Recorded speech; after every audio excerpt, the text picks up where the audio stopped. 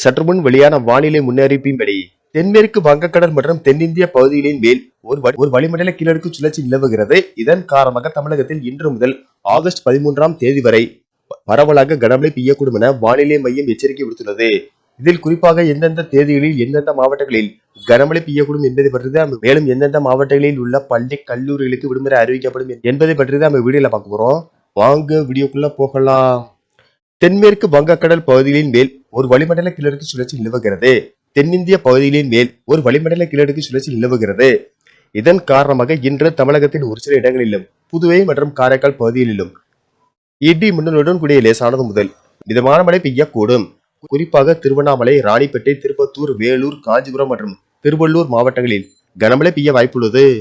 நாளை வட தமிழகத்தில் அநேக இடங்களிலும், தென் தமிழகத்தில் ஓரிரு இடங்களிலும், புதுவை மற்றும் காரைக்கால் பகுதிகளிலும் இடி மின்னலுடன் கூடிய லேசானது முதல் மிதமான மழை பெய்யக்கூடும் என்றும் திருவண்ணாமலை, வேலூர் மற்றும் திருப்பத்தூர் மாவட்டங்களில் ஓரிரு இடங்களில் கனமழை முதல் மிக கனமழையும், நாகப்பட்டினம், மயிலாடுதுறை, திருவாரூர், கடலூர், விழுப்புரம், கள்ளக்குறிச்சி, செங்கல்பட்டு, காஞ்சிபுரம், ராணிப்பேட்டை மாவட்டங்களில் ஓரிரு இடங்களிலும், புதுவை மற்றும் காரைக்கால் பகுதிகளிலும் கனமழை பெய்ய வாய்ப்புள்ளது.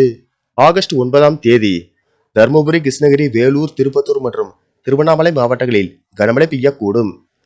ஆகஸ்ட் 10ஆம் தேதி தமிழகம், புதுவை மற்றும் காரைக்கால் பகுதிகளில் லேசானது முதல் மிதமான மழை பெய்யக்கூடும்.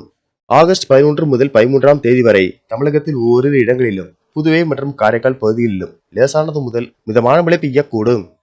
சென்னை மற்றும் புறநகர் பகுதிகளை பொறுத்தவரை வானம் ஓரளவு மேகமூட்டத்துடன் காணப்படும் என்றும் நகரின் ஒரு சில பகுதிகளில் இடி மின்னலுடன் கூடிய லேசானது முதல் மிதமான மழை பெய்யக்கூடும். மேலும் நாளை நாகப்பட்டினம், மயிலாடுதுறை, திருவாரூர், கடலூர், விழுப்புரம், கள்ளக்குறிச்சி, செங்கல்பட்டு, காஞ்சிபுரம், ராணிப்பேட்டை மாவட்டங்களில் கனமழை பெய்யக்கூடும் என்பதால் கனமழையின் தீவிரத்தை பொறுத்து அந்தந்த மாவட்ட ஆட்சியர்கள் பள்ளி கல்லூரிகளுக்கு விடுமுறை அறிவிப்பார்கள் என்று தகவல்கள் தெரிவிக்கின்றன.